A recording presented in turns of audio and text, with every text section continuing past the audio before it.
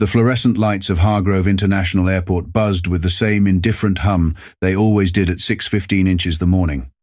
Travelers dragged rolling suitcases across polished floors. Coffee cups steamed. A child cried somewhere near the family restrooms. It was, by every measurable standard, an ordinary Tuesday. Maya Calloway had been through this terminal dozens of times. She knew the layout the way she knew her own apartment, the shortcut past the duty-free perfume display, the water fountain that ran lukewarm no matter the season, the gate agent at Terminal D who always smiled at her. She was a frequent flyer, a professional, a woman who prided herself on moving through the world with quiet competence. That morning, she was flying to Denver for a conference on veterans' mental health advocacy work. She had built her post-service life around. She wore a navy blazer over a white blouse, carried a leather tote with her laptop and a folder of presentation notes, and had arrived with exactly 42 minutes to spare before boarding. She was not running late. She was not anxious. She was, if anything, calm. That calm was about to be tested in ways she had never anticipated. The trouble started at security checkpoint 4B. Maya placed her tote on the conveyor belt, removed her shoes, and walked through the scanner without incident. But as she reached for her bag on the other side, a TSA officer stepped in front of her, a broad-shouldered man with a badge that read, Officer D. Burkett, and held up a hand. Ma'am, step aside. Maya blinked. Excuse me, your bag. We need to do an additional screening. She nodded. This happened. She understood the procedure. She stepped to the secondary inspection area, hands loose at her sides. Expression neutrale. Burkett unzipped her tote and began pulling items out with the careless efficiency of someone who had done this 10,000 times and stopped caring about 9,000 of them. He found her small tactical keychain, a compact, legal personal safety tool she'd carried since her second deployment. It was permitted on flights as carry-on when properly documented, and she had the documentation. This yours, Burkett said, holding it up. Yes. I have the clearance paperwork in the front pocket. He didn't reach for the paperwork. He just looked at her. There was something in that look, something that had nothing to do with security protocol, that made the back of Maya's neck prickle. I'm going to need you to come with me. He said, I've shown my ID. I have documentation for that item. What exactly is the issue? Burkett's jaw tightened. Ma'am, I'm not going to ask again. A second officer appeared at her elbow. Before Maya fully understood what was happening, she was being guided firmly, without gentleness, toward a side room. Her wrists were secured in zip-tie cuffs. Her tote was left behind on the table. She asked, 3 times, what she was being charged with. No one answered her. The side room was small and smelled of industrial cleaner. A metal folding chair sat in the center. Maya sat in it with her hands bound behind her back and waited. 10 minutes passed. Then 20. She could hear, through the thin partition wall, the sound of the terminal going about its ordinary morning announcements. Footsteps. The distant percussion of luggage. She was going to miss her flight. She took a breath. Then another. She thought about something her first sensei had told her when she was 19 years old. Just weeks before she shipped out. The most dangerous moment is not when someone attacks you. It is when you believe you are powerless. That belief is always a lie. She had trained for 11 years across 3 disciplines. She had deployed twice. She had sat in rooms far more frightening than this one. She was not powerless. She was restrained, which was different. She waited.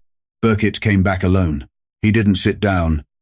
He stood over her in the way that some people stand over others when they want to feel large shoulders back. Chin elevated, taking up space that wasn't his to take. Here's what's going to happen, he said. You're going to calm down. I am calm, Maya said, and we're going to sort this out. And maybe you catch a later flight. Okay, no big deal. Officer Burkett, she said. keeping her voice even. "I have done nothing wrong. I have documentation for every item in my bag. I have been restrained without cause and without explanation. I would like to know what I am being held for. And I would like to speak with your supervisor." Something shifted in his face. It was quick, a flash of something that might have been embarrassment in a different man. But in Burkett looked more like contempt. "You people always want to speak to a supervisor," he said. The words fell into the room like a stone into still water. "You people." Maya looked at him. She didn't speak. She didn't need to. She just held his gaze with the particular steadiness of someone who has been trained to remain present in moments of high stress, to observe, to assess, to wait. Burkett seemed to take her silence as weakness. He stepped forward.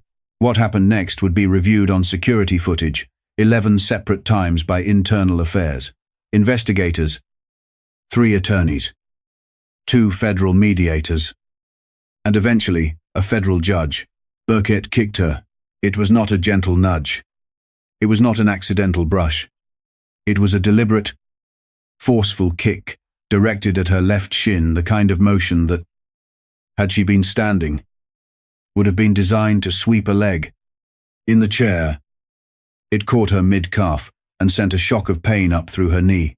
And then something extraordinary happened, not because Maya planned it, not because she calculated it, but because 11 years of muscle memory, thousands of hours of drilling under fluorescent gym lights and in dusty desert training yards, had built something in her body that operated below the level of conscious thought. She moved, with her wrists still bound behind her.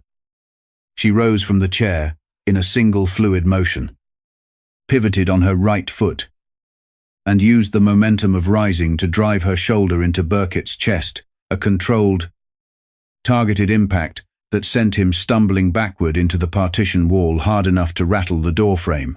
She did not strike him again. She stepped back. She stood still. Burkett slid down the wall to the floor, his eyes wide and his breath knocked out of him.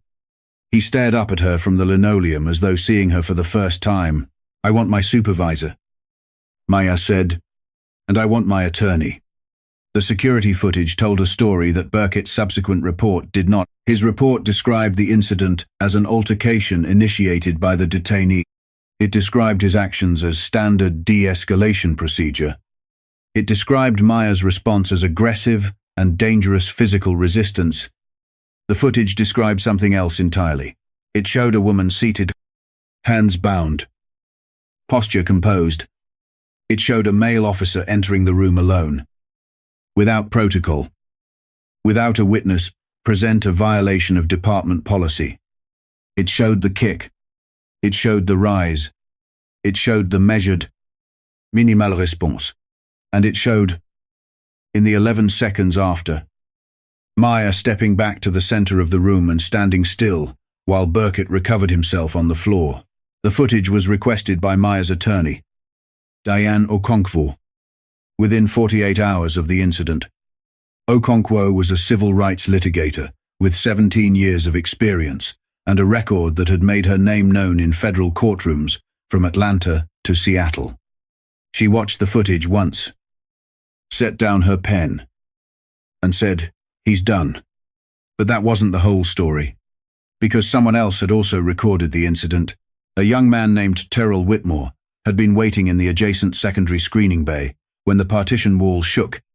He had his phone out. He'd been filming a voice memo for a podcast he ran, and when he heard the impact and looked up, instinct made him keep recording. His angle caught the open doorway at the moment. Burkett stumbled out, "Faites parler," reaching for the wall for support, and Maya standing framed in the doorway behind him. Upright, expression neutrale, hands still bound behind her back. Terrell posted the 9-second clip to his social media accounts at 8:47 a.m. By noon, it had 4 million views. By the following morning, it had been picked up by 17 major news outlets, 2 cable networks, and had generated a congressional inquiry. The weeks that followed were unlike anything Maya had experienced outside of active duty. Her phone did not stop ringing. Her email inbox became impossible. Strangers sent letters to the veterans organization. She worked for some offering support. Some offering something uglier that she did not read past the first sentence. She gave one interview, carefully, to a journalist she trusted, and then declined all further media requests. She was not interested in being a symbol. She was interested in accountability. Her attorney filed suit in federal court within 3 weeks. Unlawful detention, excessive force, racial discrimination under federal civil rights statutes. The city's legal team moved quickly to settle. Okonkwo moved quicker to refuse. We are not settling. Okonkwo told her. Over coffee, in a conference room that smelled of old paper and ambition. Not because the money isn't real. It is, but because a settlement means a sealed record.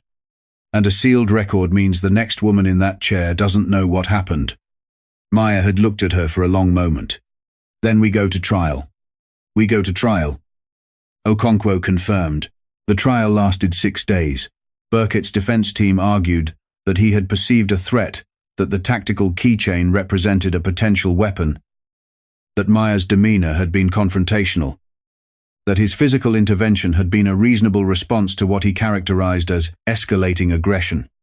They brought in an expert witness who testified about the inherent unpredictability of detainee behavior. They implied, without quite stating outright, that Maya's combat training made her categorically more dangerous than an average person. Okonkwo took that thread and pulled it apart in cross-examination, with the methodical precision of someone dismantling a poorly constructed argument. She walked the expert witness through the footage frame by frame. She asked him to identify, on the recording, the specific moment at which Maya had displayed aggression. He could not. She asked him to identify the moment at which Burkett had followed department protocol by calling for a witness before conducting a solo interrogation. He could not. She asked him whether it was standard practice to physically strike a restrained individual who was seated and stationary. He said that depended on the circumstances. She asked him what circumstances were visible in the footage. He said he would need to review it again. Take your time. Okonkwo said. The courtroom was very quiet. Maya sat at the plaintiff's table and watched, and did not move, and did not look away. On the 5th day, 3 of Burkett's colleagues, officers who had worked alongside him for years, testified for the plaintiff, not because they had been coerced, because the footage had done something to them that institutional loyalty could not entirely override. It had made them witnesses to something they could not deny. One of them, a 12-year veteran, named Officer Patricia Ewan, sat in the witness box and said, quietly and without drama, "What I saw on that recording was not how we are supposed to do our jobs. And I think we all knew it." The courtroom exhaled. The verdict came on a Friday afternoon. Liability found. Damages significant. The jury also issued a formal recommendation, rare and not legally binding, but symbolically enormous, that the airport authority conduct a comprehensive review of its detention and secondary screening procedures, with specific attention to racial disparities in the application of those procedures. Burkett was terminated from his position before the verdict was read. Internal Affairs had moved on him independently. Citing the footage and the violations of department protocol, he did not address the media. His attorney released a brief statement that said nothing of consequence. Maya stood on the courthouse steps in afternoon light that had turned the downtown buildings gold. And she held a brief press conference. She was calm. She was composed. She thanked her attorney. She thanked the witnesses who had come forward. She said that she hoped the outcome would contribute to something larger than her individual case. A reporter asked her how she felt.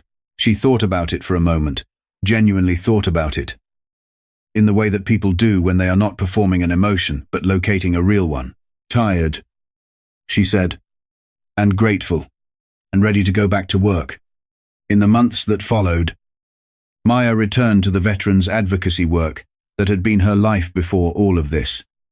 The organization she worked for saw a significant increase in donations and visibility in the wake of the trial, an outcome she had not sought and was not entirely comfortable with. but which she resolved to use toward something useful. She spoke at 3 conferences. She was asked to consult on a federal working group examining use of force standards in non-law enforcement federal security roles. She declined 2 book deals and 1 television offer. She accepted an invitation to speak at a high school in her hometown, a school she had attended. In a gymnasium that still had the same water-stained ceiling tiles she remembered from 16 years ago. She stood in front of 200 teenagers and told them the truth that the system does not always work the way it is supposed to.